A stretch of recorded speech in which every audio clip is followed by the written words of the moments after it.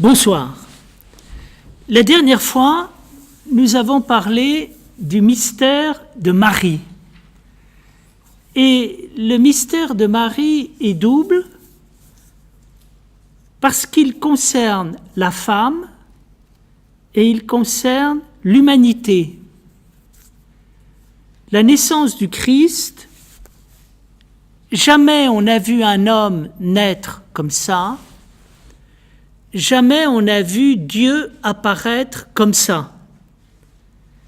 Marie, c'est une totale nouveauté de Dieu dans la relation à l'humanité, c'est une totale nouveauté de l'homme.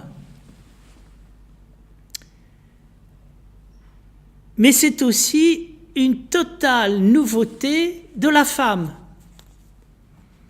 Et c'est ce qui fait l'extraordinaire de la naissance du Christ. Ça bouleverse totalement les rapports à Dieu, ça bouleverse totalement les rapports à l'homme entendu comme être générique, et ça bouleverse totalement les rapports à la femme. Jamais on n'aurait pensé que la femme puisse avoir une telle importance dans l'humanité. Jamais on n'aurait pu penser que l'homme aurait pu avoir une telle importance dans l'humanité. Et finalement, jamais on n'aurait pu penser que Dieu aurait pu avoir une telle importance dans l'histoire de l'humanité. C'est-à-dire que si Dieu naît de l'intérieur de l'humanité, tout est extraordinairement important et tout est extraordinairement nouveau. La femme est extraordinairement nouvelle.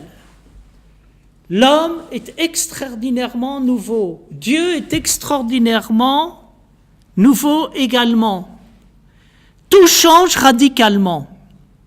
Là, je crois qu'on tient ce que l'on peut appeler une authentique éthique chrétienne. Je suis frappé dans les réflexions, les échanges, les conférences, quand on parle du Christ, de la religion en général, du christianisme, de l'Église, de l'orthodoxie, on ne parle pas du Christ. On ne parle pas de la religion, on ne parle que de politique, on ne parle que de règles, on ne parle que de morale sociale, et on ne parle jamais du fond des choses. Et donc, il y a ici forcément un malentendu sur la question de la morale et de la religion. Je pense que nous ne parlons que des règles de la morale sociale et de la politique parce que nous vivons dans la peur. Nous avons peur socialement, politiquement, et nous cherchons des sécurités à travers des pouvoirs qui pourraient édicter des règles et obliger à y obéir. Et en dehors de ça, on n'aperçoit plus le fond des choses. Or, c'est le fond des choses qu'il faut transformer. Pourquoi est-ce que l'humanité a peur? Parce que l'humanité ne va pas bien. Pourquoi est-ce qu'elle ne va pas bien? Parce que le fond des choses en elle n'a pas été structuré, organisé, renforcé.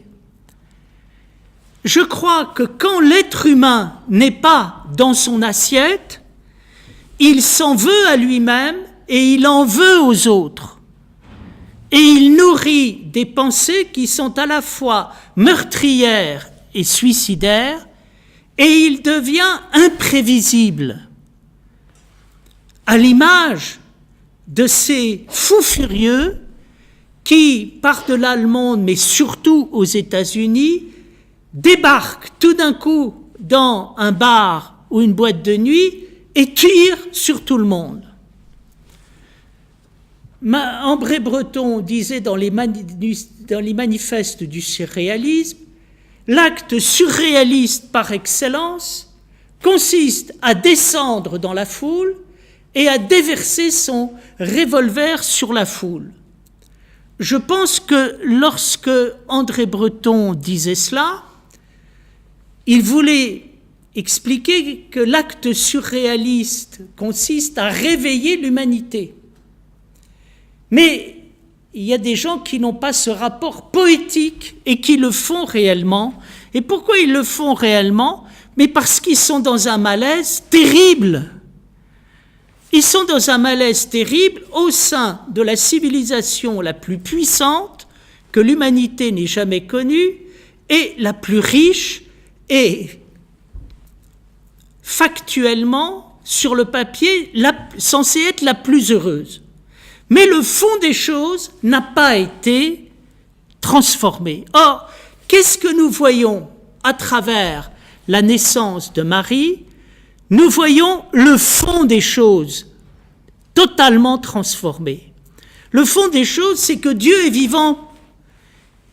Et donc Dieu est fait homme, mais quand Dieu est vivant, c'est l'homme qui devient vivant, et, très important, c'est la femme qui devient vivante. Et tout se restructure à partir de là.